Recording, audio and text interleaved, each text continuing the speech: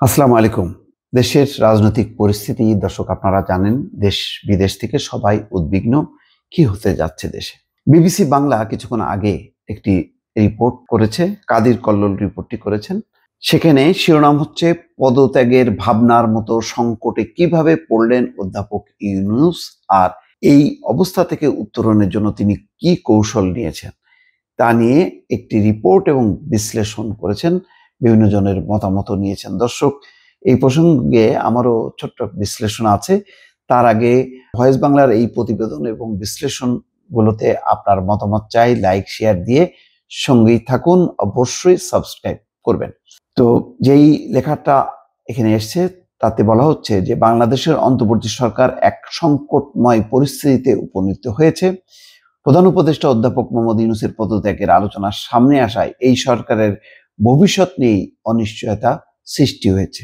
ইতিমধ্যে আপনারা জেনেছেন, যমুনায় 4 ঘন্টা রুদ্ধদ্বার বৈঠকে উপদেষ্টাদের সামনে তিনি তার হতাশা, তার ক্ষোভ ব্যক্ত করেছেন। অন্য উপদেষ্টারাও সরকারের সীমাবদ্ধতা, ভুল, ছাত্র নেতাদের বাড়াবাড়ি, এই বক্তব্যগুলো সামনে এনেছেন। কিন্তু অধ্যাপক ইউনূসকে কেন পদত্যাগের চিন্তা করতে হচ্ছে? সক্রিয় সব রাজনৈতিক দলের সমর্থনে গঠিত এই সরকারকে কেন এমন সংকটে পড়তে হলো? এসব প্রশ্ন এখন সব মহলে আলোচনার কেন্দ্রে রয়েছে। এই ঘটনা এমন এক সময় ঘটেছে যখন বিএনপি রাজপথে কর্মসূচি রেখেছে এবং এই সরকারের প্রতি তাদের সমর্থন আর অব্যাহত না রাখার ইঙ্গিত দিয়েছে। অন্যদিকে সেনাবাহিনী প্রধান জেনারেল ওয়াকারুজ্জামান গত বুধবার বাহিনীর কর্মকর্তাদের নিয়ে এক বৈঠকে নির্বাচন, রাখাইনের জন্য মানবিক করিডোর প্রসঙ্গ, মব এবং দলবদ্ধ বিশৃঙ্খলা সৃষ্টি, গার্মেন্টস কারখানা বন্ধ হয়ে যাওয়া, এই সব বিষয়গুলো নিয়ে সামনে এনেছেন, হতাশা ব্যক্ত করেছেন এবং একই সঙ্গে তিনি বলেছেন করিডোর টরিডোর কিছু হবে না। বলেছেন যে নির্বাচন তার প্রত্যাশা ডিসেম্বরের মধ্যেই হবে। অর্থাৎ এক ধরনের ডিকটেট করা বা চূড়ান্ত দাবি তোলা যে ডিসেম্বরেই নির্বাচন হইতে হবে।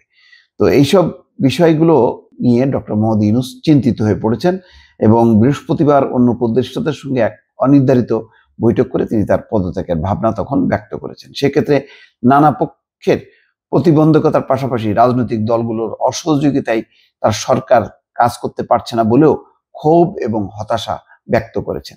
অধ্যাপক ইউনূস এমন ভাবনার কথা বিবিসি বাংলাকে জানিয়েছেন নাগরিক পার্টির আহ্বায়ক নাহিদ ইসলাম। তিনি বৃহস্পতিবার সন্ধ্যায় প্রধান উপদেষ্টার সঙ্গে দেখা করেছিলেন এবং নাহিদ ইসলামের মাধ্যমে প্রধান উপদেষ্টার এই ভাবনার কথা সংবাদ মাধ্যমে প্রকাশিত হয়েছে।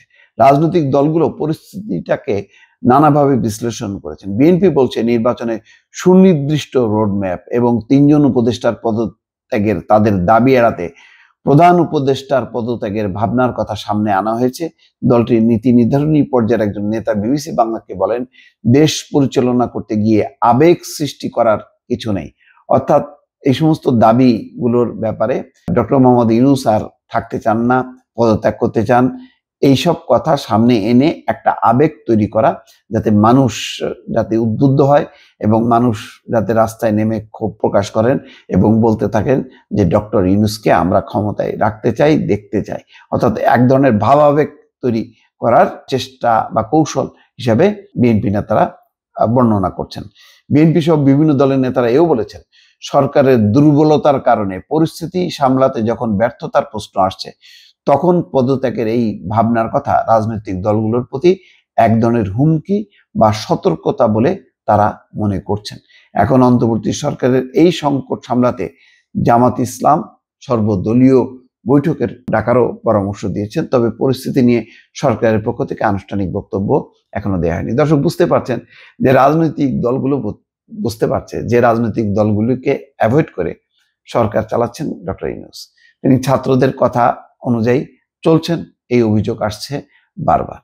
এবং একই সঙ্গে যে গুরুত্বপূর্ণ রাজনৈতিক ইস্যুতে যে সর্বদলীয় বৈঠক ডাকা উচিত এবং সংস্কারের একটা সুনির্দিষ্ট সময়সীমা বেঁধে দিয়ে নির্বাচনের রোডম্যাপ ঘোষণা করাটা যে এই সরকারের অত্যন্ত জরুরি, এই বিষয়টি কোনোভাবে আমলে নিচ্ছেন না।